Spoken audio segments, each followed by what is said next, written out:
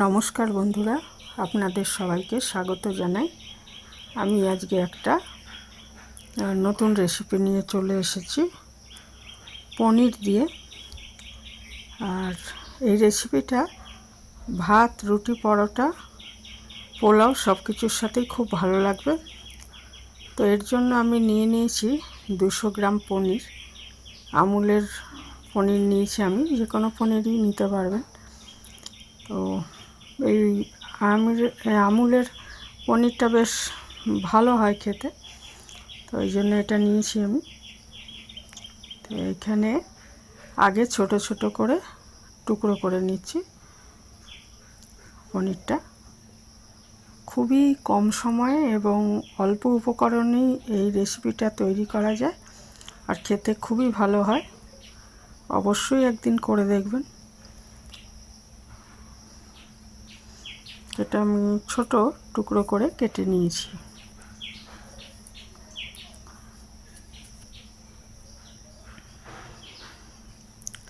দুশো গ্রাম পনির নিয়েছি, আর এর সাথে আমি 200 গ্রাম দই নিয়েছি।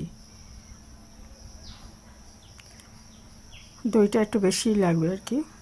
তো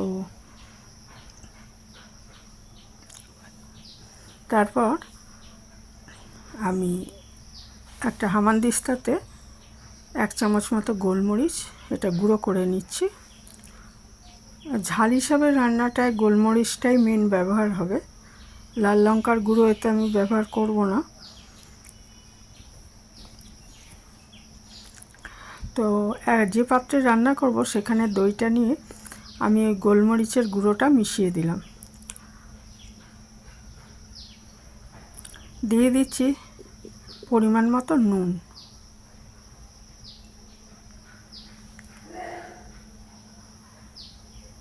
আর গোটা গরম মশলা দিয়ে দিলাম, 2টো এলাচ, ছোটো এলাচ, দারচিনির টুকরো, লবঙ্গ, 4টে লবঙ্গ। আর দিচ্ছি 1 চামচ মতো কসুরি মেথি। কসুরি মেথিটা একটু হাতে ডলে তারপরে এর মধ্যে দিলে গন্ধটা বেশি ভালো লাগবে, খেতে ভালো লাগবে। তো এটা আমি দিয়ে দিলাম। এর মধ্যে দিয়ে দিচ্ছি 1 চামচ চিনি, যেহেতু এখানে অনেকটা টক দই ব্যবহার করা হয়েছে। আর নিরামিষ রান্নায় তো পেঁয়াজ রসুন পেঁয়াজ ব্যবহার করা হবে না, ওই জন্য একটু চিনি দিতে হবে এর মধ্যে। আর দিয়ে দিলাম 1 চামচের একটু বেশি বাটার। বাটারের বদলে ঘিও ব্যবহার করা যাবে। আর সর্ষের তেল যদি ব্যবহার করতে চান তাহলে সর্ষের তেলটা একটু গরম করে তাহলে এর মধ্যে দিতে হবে, না হলে সর্ষের তেলে কাঁচা গন্ধ লাগবে। তবে বাটার বা ঘিতেই রান্নাটা বেশি ভালো হবে। এরপরে আমি এটা ভালো মতো একটু মিশিয়ে নিচ্ছি। যেহেতু বাটারটা ফ্রিজে ছিল ওই জন্য একটু হয়ে আছে, এটা আস্তে আস্তে গুলে যাবে। তারপর এর মধ্যে আমি একটু দিয়ে দিচ্ছি গরম মশলা গুঁড়ো। আজকে আমি কেনা গরম মশলা ব্যবহার করেছি, সাধারণত আমি নিজে বাড়িতে তৈরি গরম মশলাই ব্যবহার করি। আর দিয়ে দিচ্ছি 2টো লাল লঙ্কা। এটাও মানে ঝালটা যাবে না, এটা গন্ধের জন্য মেন দেওয়া হচ্ছে।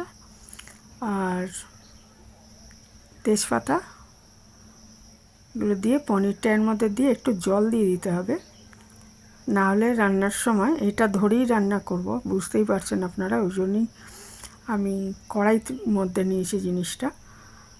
তো একটু জল দিয়ে দিতে হবে অবশ্যই। দিয়ে এটাকে মেখে একটু আমি 10 মিনিট রেখে দিচ্ছি। 10 থেকে 15 মিনিট রেখে দিচ্ছি, যাতে মশলার সুগন্ধ যা যা মিশিয়েছি সব পনিরের মধ্যে ভালো মতো ঢুকে যায়।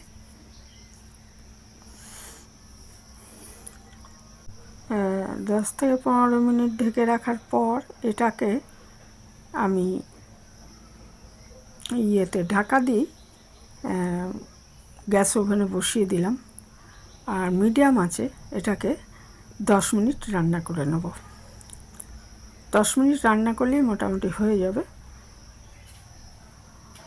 কারণ পনিরটাই শুধু সেদ্ধ হওয়া, কাজেই মিনিট 10 যথেষ্ট।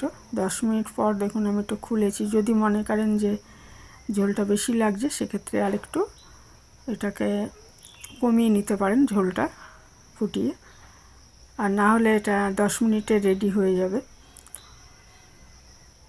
তারপর এটাকে আঁচটাকে বন্ধ করে এটা আমি ঢাকা দিয়ে 5 মিনিট রেখে দেব। তো তার আগে 10 মিনিটের মধ্যে 2-3 বার নেড়ে দিতে হবে খুলে খুলে, যাতে লেগে না যায়, কারণ টক দই রয়েছে, এটা লেগে যেতে পারে। কাঁচা লঙ্কা দিয়ে দিয়েছি শুধু গন্ধের জন্য।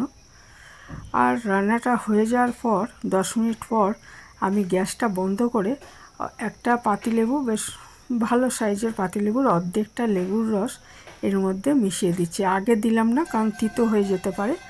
গরমে ভিটামিন সিটা উড়ে যায়, সেটার থেকেও বড় কথা হলো যে গরমে দিলে অনেক সময় তিতো হয়ে যায়। ওই জন্য আমি বন্ধ করার পর লেবুর রসটা দিলাম। এটা খুব ভালো লাগবে খেতে। আর আরেকটু গরম মশলা আমি দিয়ে দিলাম। ইচ্ছে করলে লাস্টে আরেকটু বাটার দিতে পারেন, তাহলে ফ্লেভারটা খুব ভালো লাগবে। তবে আমি একবারই দিয়েছিলাম বাটার রান্নার সময়। তো এই ছিল আমার আজকের সিম্পল একটা রেসিপি পনিরের। খুব এটা 5 মিনিট রেখে দিচ্ছি এরকম ঢাকা দেওয়া অবস্থায় ওভেনের ওপর। তো তাহলে এটা পরিবেশনের জন্য তৈরি হয়ে যাবে। এটা ভীষণ ভালো লাগে, পনিরের সাথেও খুব ভালো লাগবে, ভাত রুটি পরোটার সাথেও খুব ভালো লাগবে। এখানে শেষ করলাম, ভালো থাকবেন সবাই।